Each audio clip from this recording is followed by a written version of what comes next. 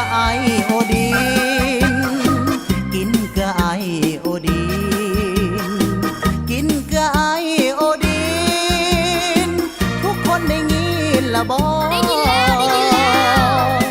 ธาตุไอโอดีนนี่เป็นธาตุที่สำคัญเพราะร่างกายเฮานั้นทุกวันจะต้องการทุกครั้งที่กินต้องให้มีในอาหารบอกลูกหลานให้จดให้จำใส่ใจกินเกลือไอโอดีนกินเกลือไอโอดีนกินเกลือไอโอดีนทุกคนได้ยินละบ่ได้ยินแล้วได้ยินแล้วธาตุไอโอดีนนี่เป็นธาตุบำรุงธาตุบำรุงสมองให้ปองใส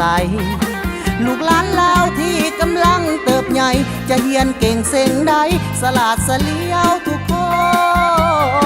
นกินเกลือไอโอดีนกินเกลือไอโอดีนกินเกลือไอโอดีนทุกคนได้ยินละบ่ได้ยินแล้วได้ยินแล้วธาตุไอโอดีนช่วยให้สูงให้ใหญ่ช่วยไม่ยิงให้ปลอดภัยในเวลาถือผ้าทั้งยามจะคลอดก็ถือตามเวลาเด็กในน้อยที่ออกมาจะสมบูรณ์แข็งแรงกินเกลือไอโอดีนกินเกลือไอโอดีนกินเกลือไอโอดีนทุกคนได้ยินละบ่ได้ยินแล้วได้ยินแล้วเกลือไอโอดีนมีวิธีรักษาแสงแดดไฟกาอย่าได้มาอยู่ไกลเปิดแล้วต้องปิดยันไอโอดีนเฮ้ยไปน้ำก็เปียกบ่ได้รักษาไว้ได้นะกินเกลือไอโอดีนกินเกลือไอโอดีนกินเกลือไอโอดีนทุกคนได้ยินละบ่ได้ยินแล้วได้ยินแล้ว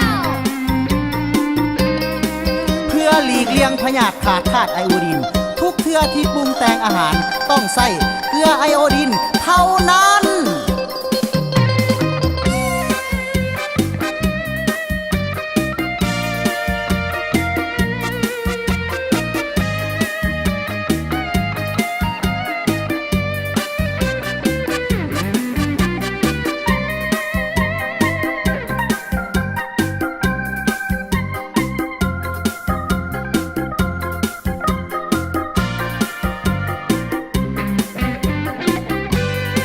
ธาตุไอโอดีนนี่เป็นธาตุที่สำคัญเพราะร่างกายเฮานั้นทุกวันจะต้องการ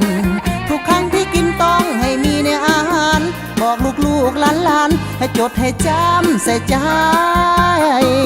กินเกลือไอโอดีนกินเกลือไอโอดีนกินเกลือไอโอดีนทุกคนได้ยินละบ่ได้ยินแล้วได้ยินแล้วธาตุไอโอดีนนี่เป็นธาตุบำรุง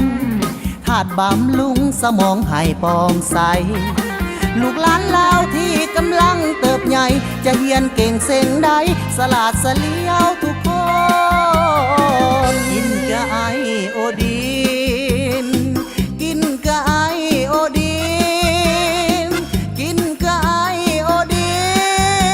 นทุกคนได้ยินละบ่ได้ยินแล้วได้ยินแล้วธาตุไอโอดีนช่วยให้สูงให้ใหญ่ช่วยไม่ยิงให้ปลอดภัยในเวลาถือผ้าทั้งยามจะคลอดก็ถือตามเวลาเด็กในน้อยที่ออกมาจะสมบูรณ์แข็งแรงกินเกลือไอโอดีนกินเกลือไอโอดีนกินเกลือไอโอดีนทุกคนได้ยินละบ่ได้ยินแล้วได้ยินแล้วเกลือไอโอดีนมีวิธีรักษาแสงแดดไฟกาอย่าได้มาอยู่ไกลเปิดแล้วต้องปิดยันไอโอดีนเฮ้ยไปน้ำก็เปียกบ่ได้รักษาไว้ได้นะกินเกลือไอโอดีนกินเกลือไอโอดีนกินเกลือไอโอดีนทุกคนได้ยินละบ่ได้ยินแล้วได้ยินแล้วเพื่อหลีกเลี่ยงพยาธิขาดธาตุไอโอดีนทุ อที่ปรุงแต่งอาหารต้องใส่เกลือไอโอดีนเท่านั้น